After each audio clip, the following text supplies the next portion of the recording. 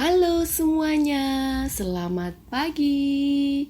Kita berjumpa kembali di kegiatan Bina Iman Anak Santo Gabriel at Home. Oke, kita memasuki minggu Advent kedua. Berarti kita ada di pertemuan kedua. Tema kali ini adalah siapakah sesamaku? Masih ingat kan tema Advent besarnya? Aku, kamu, kita bertetangga. Nah, sekarang kita mencari tahu siapakah sesamaku itu. Oke, mari adik-adik kita bersiap untuk berdoa. Mari kita siapkan hati kita, sikap kita untuk berdoa. Dalam nama Bapa dan Putra dan Roh Kudus. Amin. Tuhan Yesus, Engkau mengasihi semua orang. Ajarilah kami mengenali sesama kami dan mengasihi mereka seturut teladan-Mu. Amin. Dalam nama Bapa dan Putra dan Roh Kudus. Amin.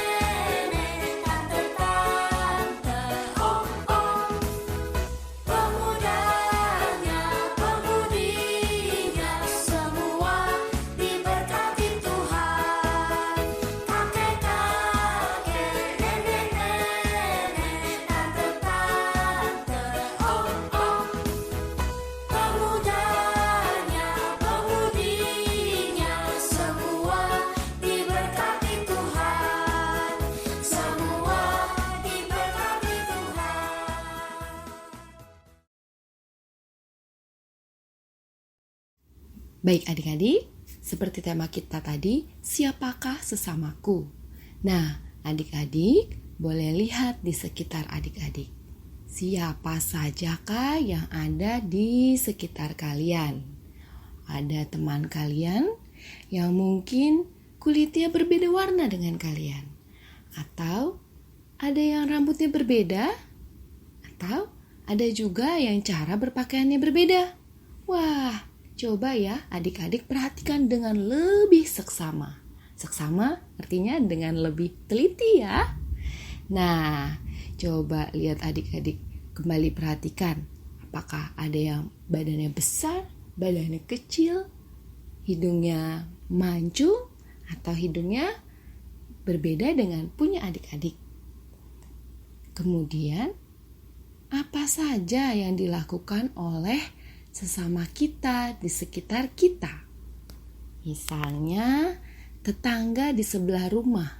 Kira-kira kegiatan hariannya sama atau beda ya dengan kita? Nah, sudah ketemu? Kalian boleh perhatikan tidak hanya dalam waktu beberapa menit, tapi mungkin dalam satu hari kalian perhatikan sesama kalian, tetangga, teman. Bagaimana apa yang dialami oleh mereka? Apakah mereka bergembira? Atau mereka bersedih? Atau mereka membutuhkan pertolongan? Atau bahkan mereka memberikan pertolongan? Wah, menarik juga ya. Jadi, kira-kira siapakah yang dimaksud dengan sesama itu?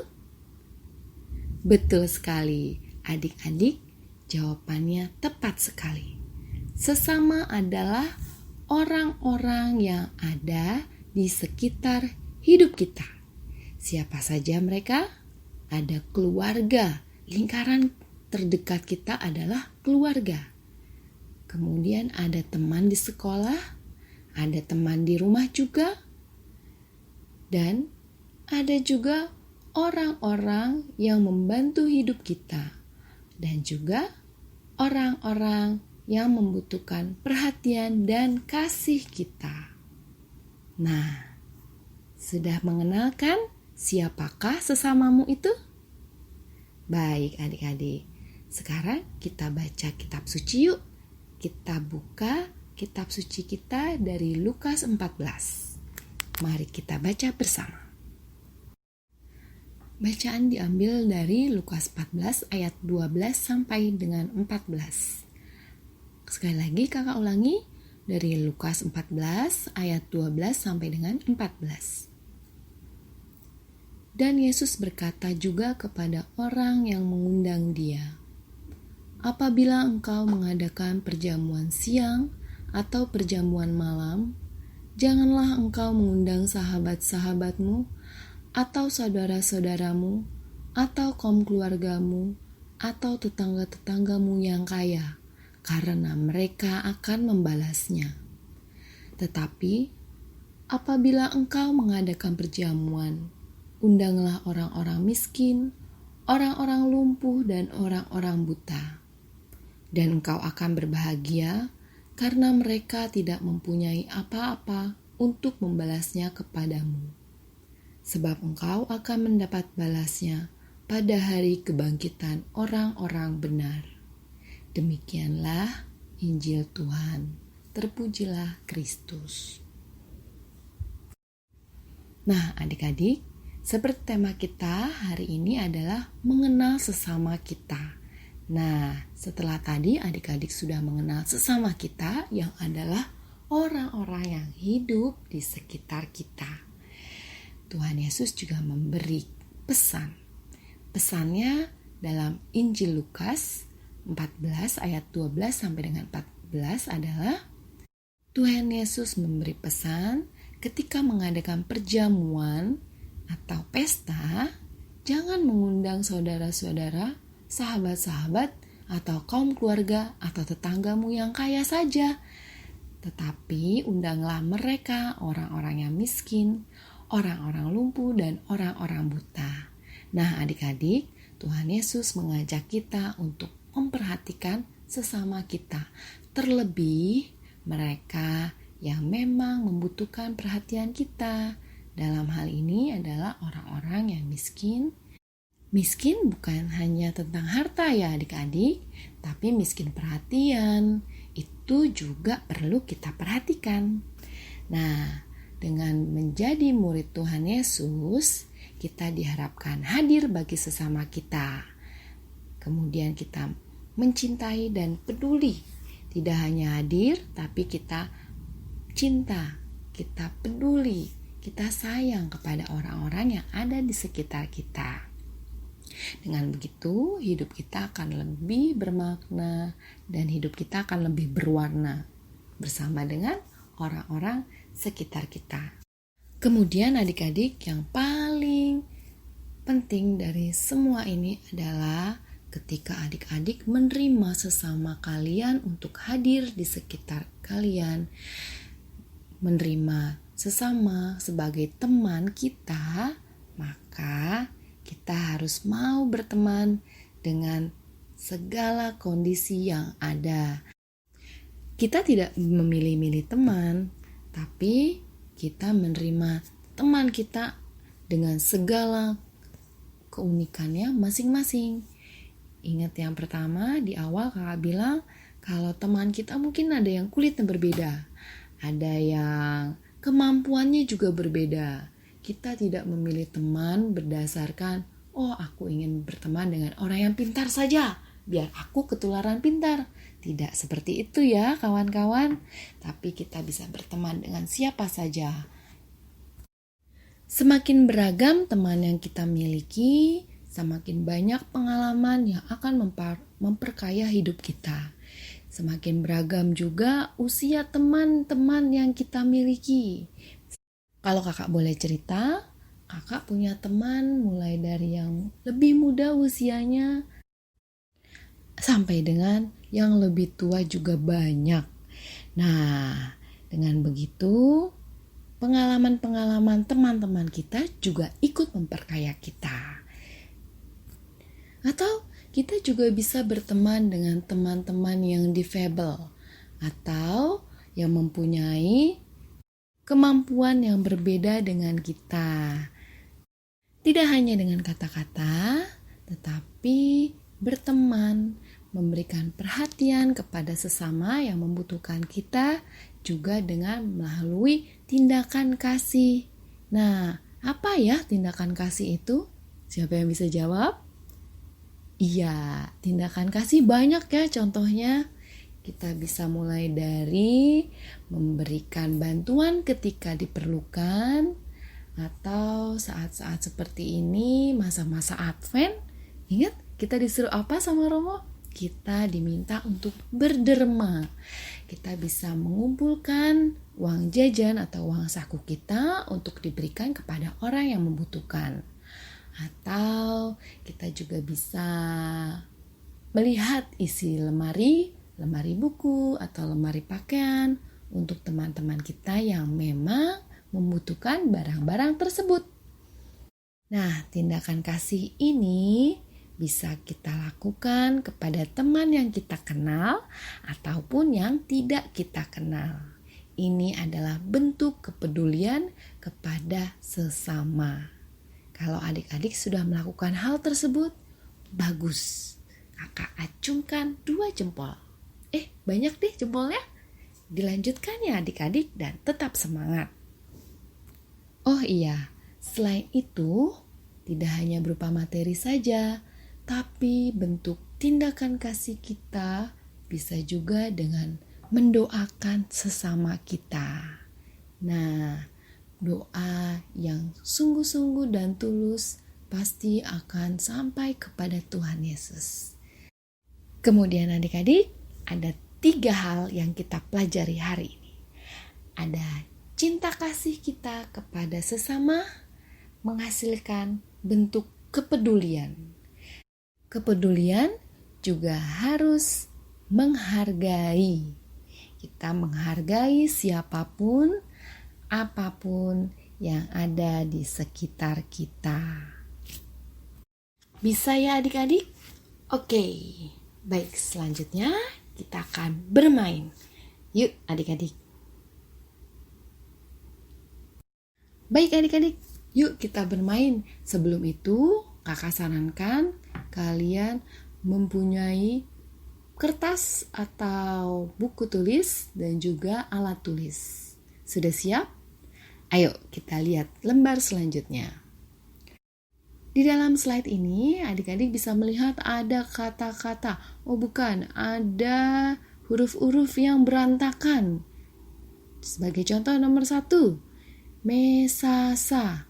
Wah, coba kita urutkan.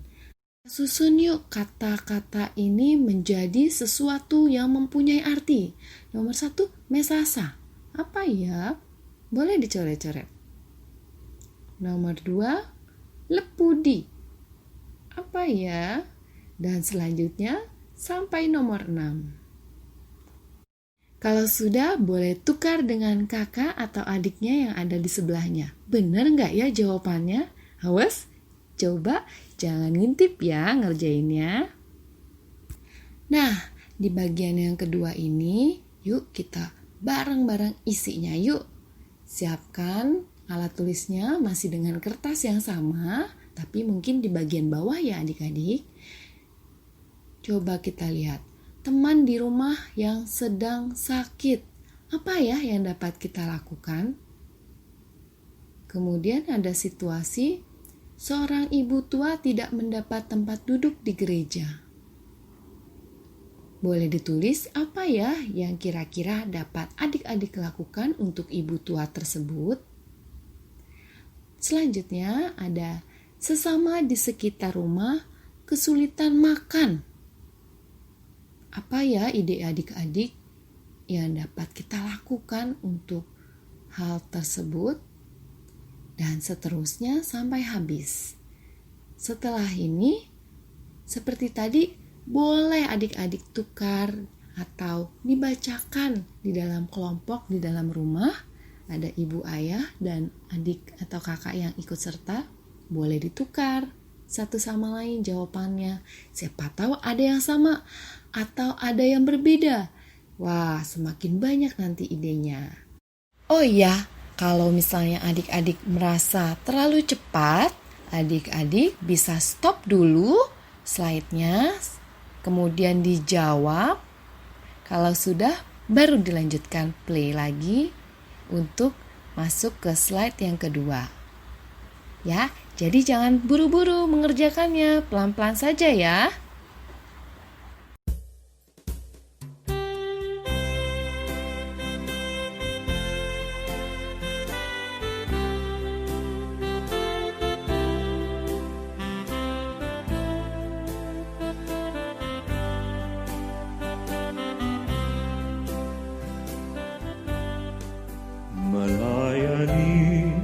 Melayani lebih sungguh. Melayani lebih sungguh. Tuhan lebih dulu melayani kepadaku, melayani lebih sungguh.